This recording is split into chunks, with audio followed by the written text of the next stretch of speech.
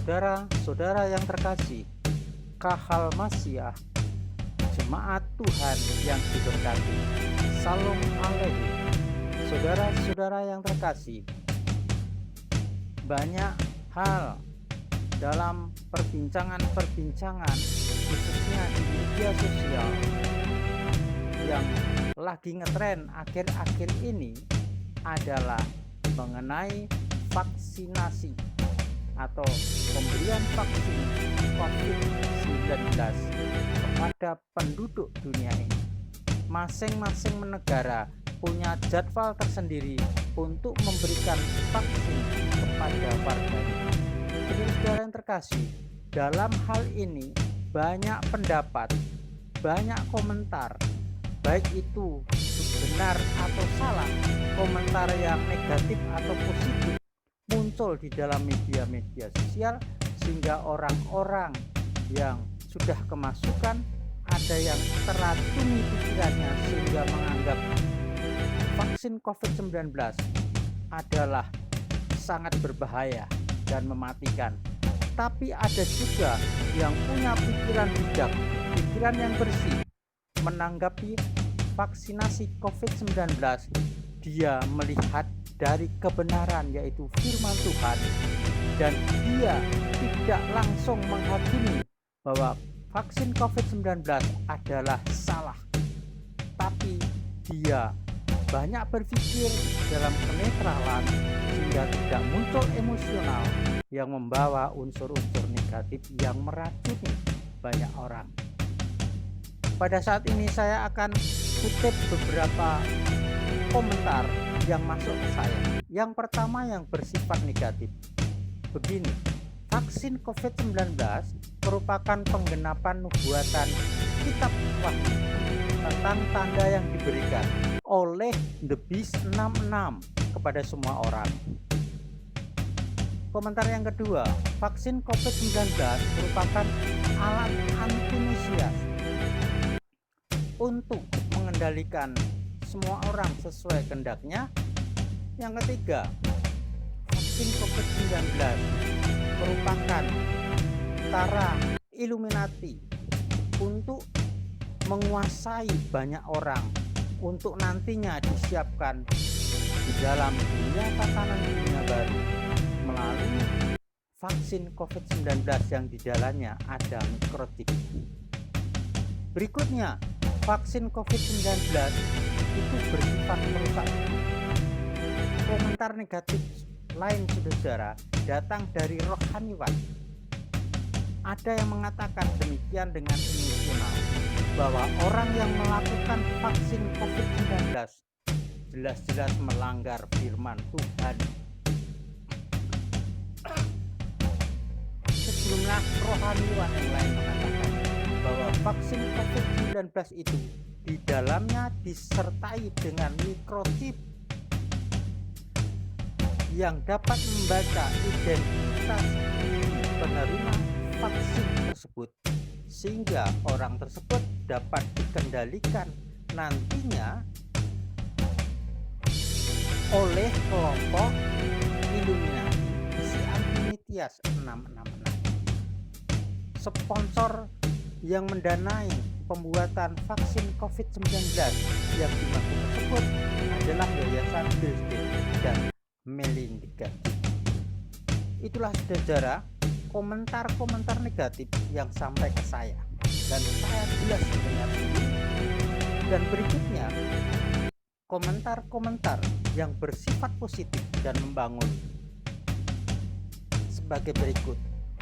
Vaksin COVID-19 dapat meningkatkan imun tubuh atau kekebalan tubuh terhadap virus corona. Vaksin COVID-19 adalah alat untuk menghentikan penularan virus corona COVID-19.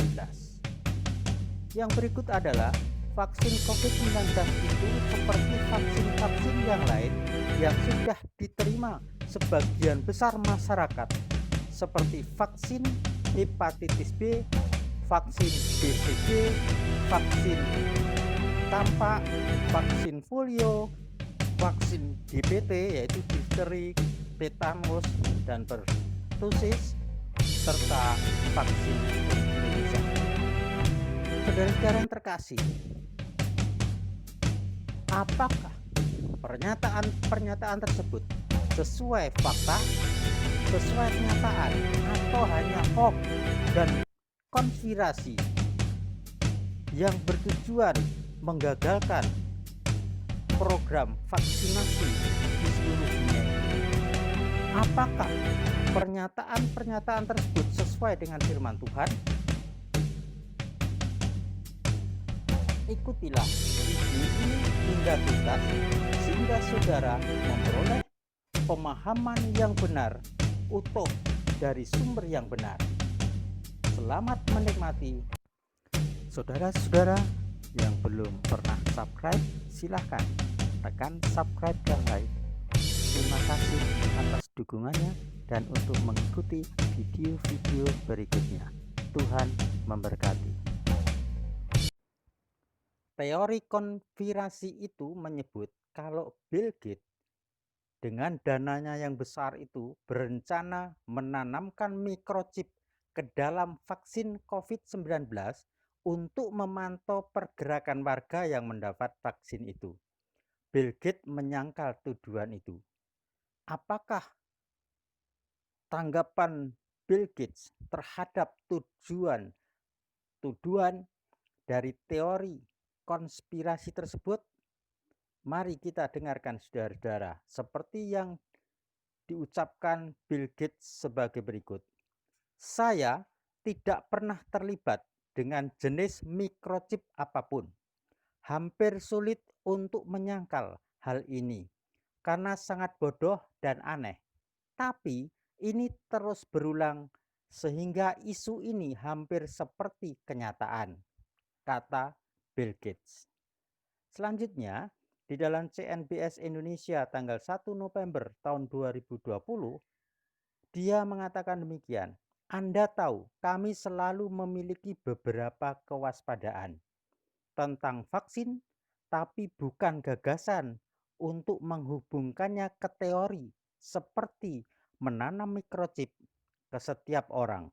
Anda tahu, hal-hal yang bahkan dalam cerita fiksi itu tidak akan bisa dipercaya. Itulah kata Bill Gates seperti dikutip dari Yahoo Finance Minggu 1 November 2020. Selanjutnya dia berkata, gelombang cerita liar tentang vaksin bahwa Anda tahu sebuah konspirasi itu didasarkan pada niat jahat, sering mengacu pada diri saya atau Dr. Fauci. Itu adalah elemen baru yang liar yang tidak saya duga.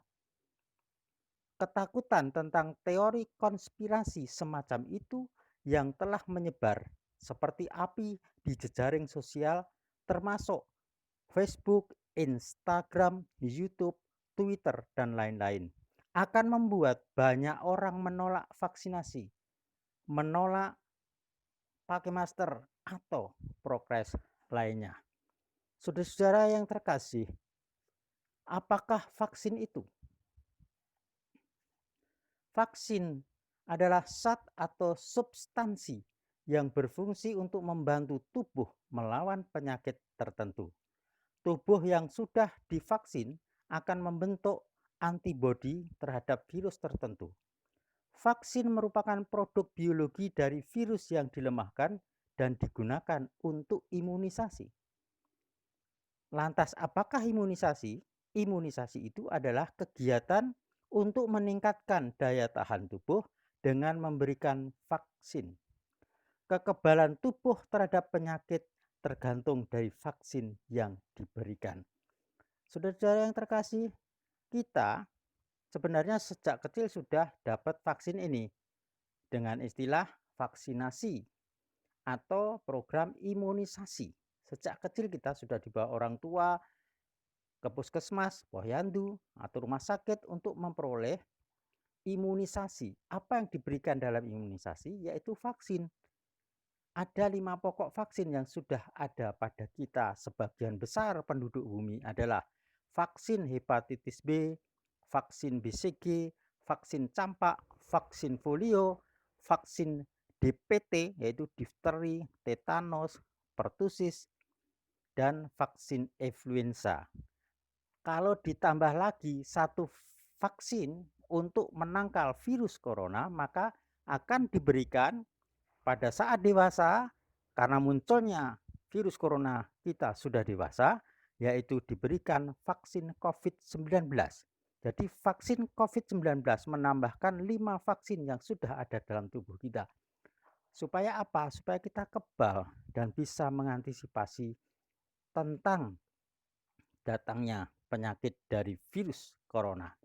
Saudara-saudara yang terkasih, yang banyak dikhawatirkan dan ditakutkan sebagian besar orang adalah vaksin COVID-19 ini berkaitan dengan penggenapan tanda binatang 666 seperti yang dikutip dalam kitab Wahyu 13 ayat 16 sampai 18.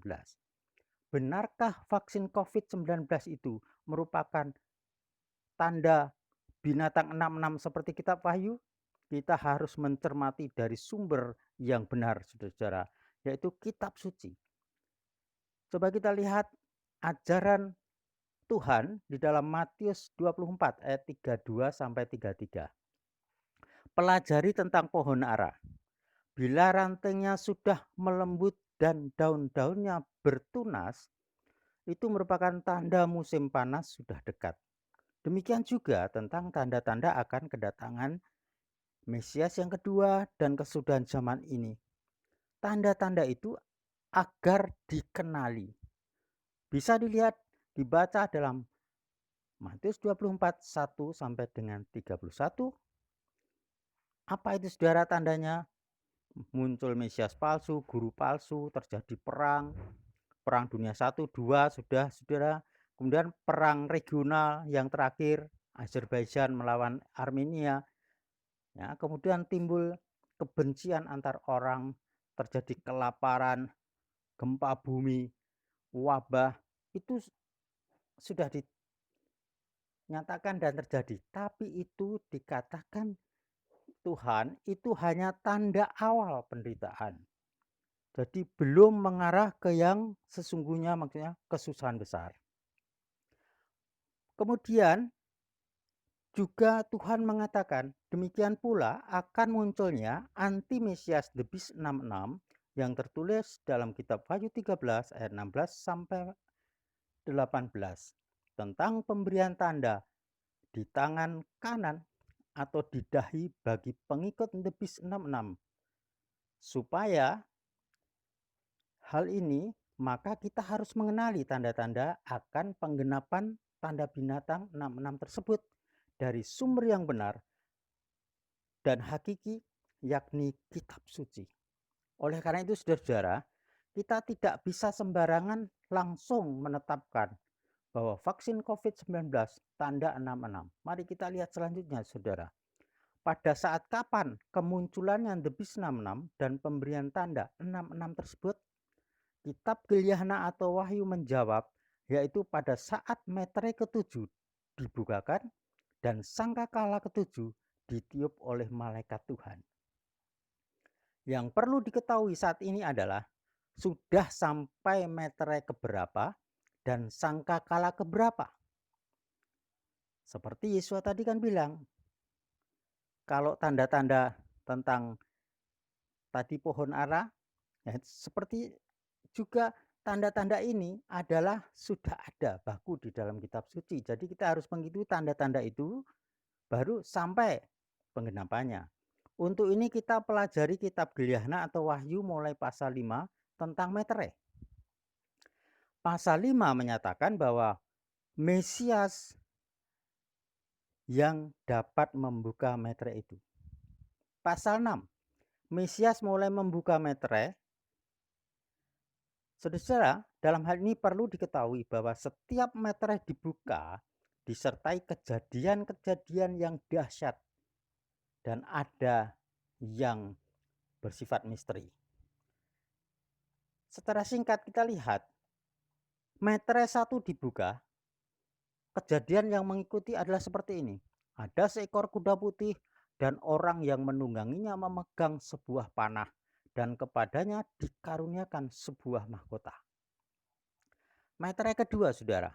Seekor kuda merah padam dan orang yang menungganginya dikaruniakan kuasa untuk mengambil damai sejahtera dari atas bumi sehingga mereka saling membunuh dan kepadanya dikaruniakan sebilah pedang yang besar. Sudah digenapi belum, saudara? Damai sejahtera diambil dari bumi sehingga semua saling membenci, saling membunuh. Secara fakta belum, saudara. Tapi cuma terjadi dalam keluarga atau lingkungan masyarakat tertentu terjadi seperti ini. Tapi itu bukan tanda yang seperti meterai kedua ini, saudara. Karena meterai ini sifatnya menyeluruh. Damai sejahtera diambil dari atas bumi. Ini belum terjadi meterai dua, saudara. Meterai ketiga, seekor kuda hitam dan orang yang menungganginya memegang sebuah timbangan di tangannya. Dan aku mendengar seperti ada suara di tengah-tengah keempat makhluk itu berkata, secupak gandum sedinar dan 3 cupak jelai sedinar, tetapi jangan rusakkan minyak dan anggur itu.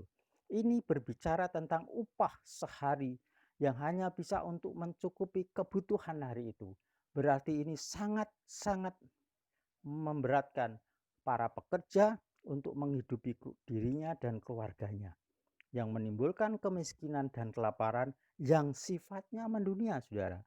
Meskipun pandemi COVID menyebabkan ada sejumlah pekerja di PHK, dirumahkan, atau gajinya tidak naik, tetapi saudara-saudara belum menggenapi seperti ini. Pendapatannya masih tetap bisa digunakan untuk mencukupi. Bahkan yang di PHK pun dapat bantuan dari pemerintah. Sehingga apa? Mereka belum menggenapi meterai ketiga ini.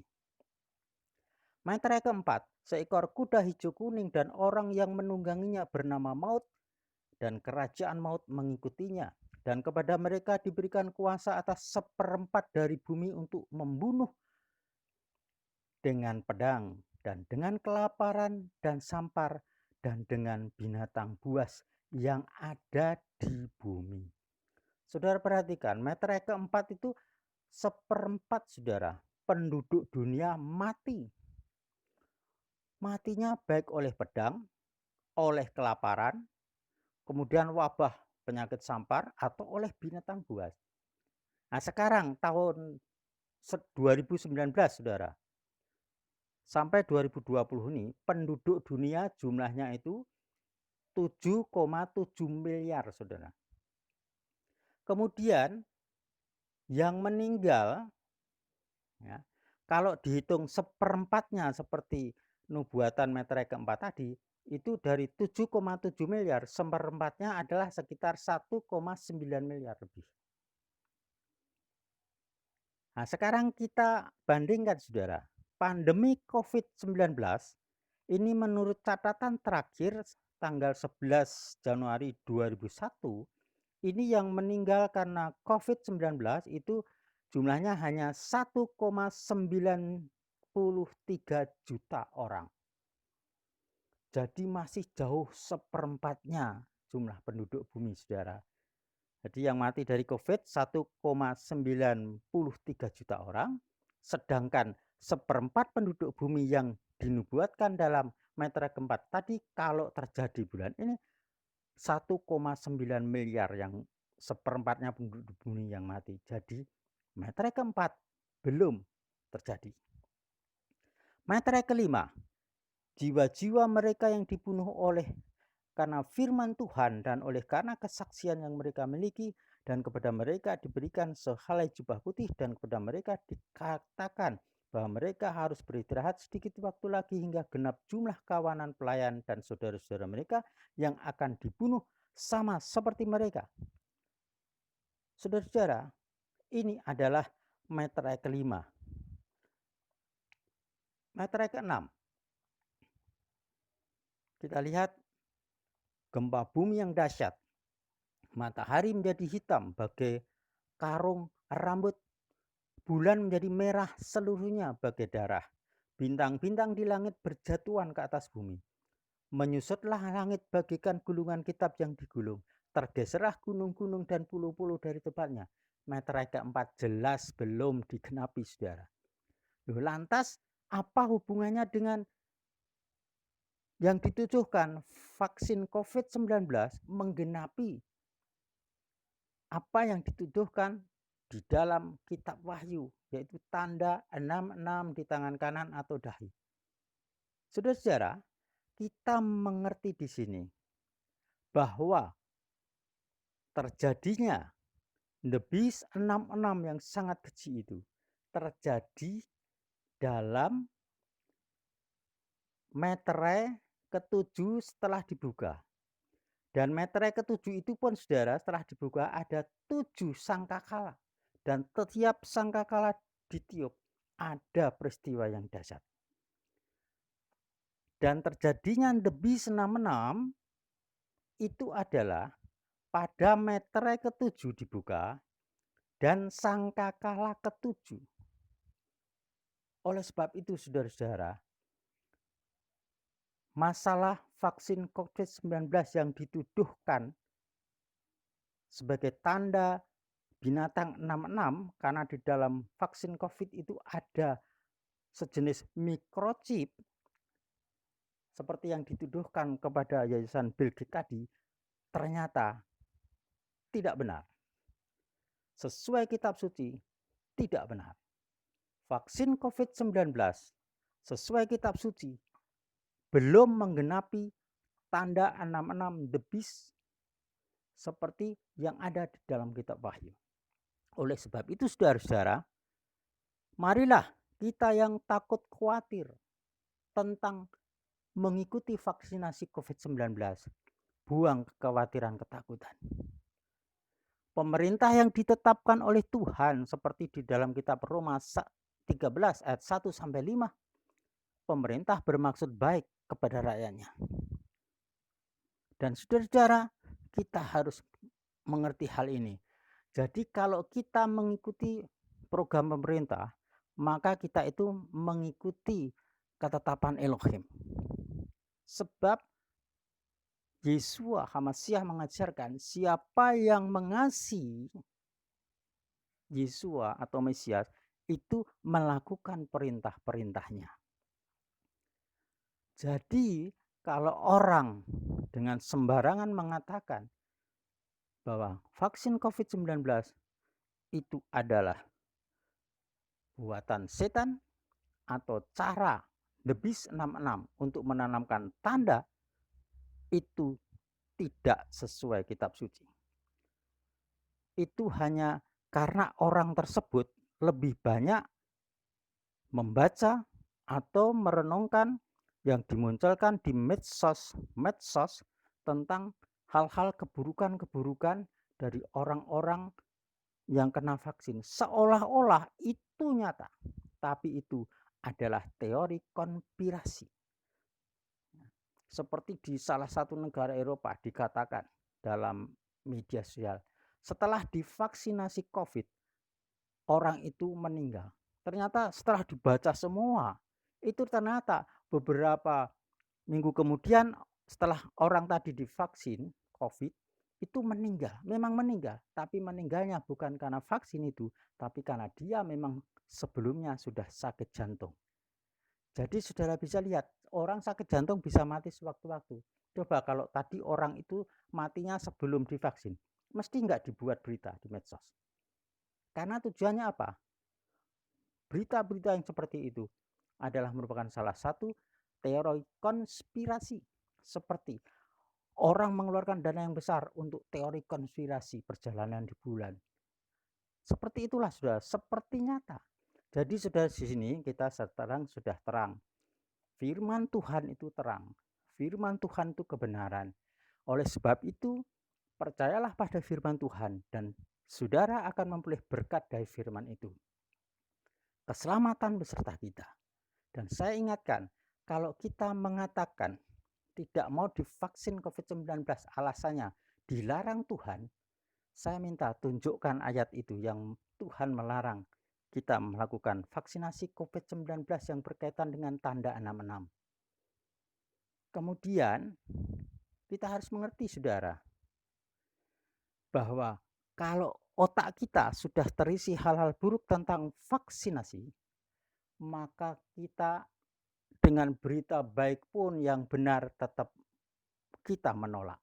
Sebab sudah terisi racun, kalau racun itu tidak dikeluarkan, kita tetap saja menolak.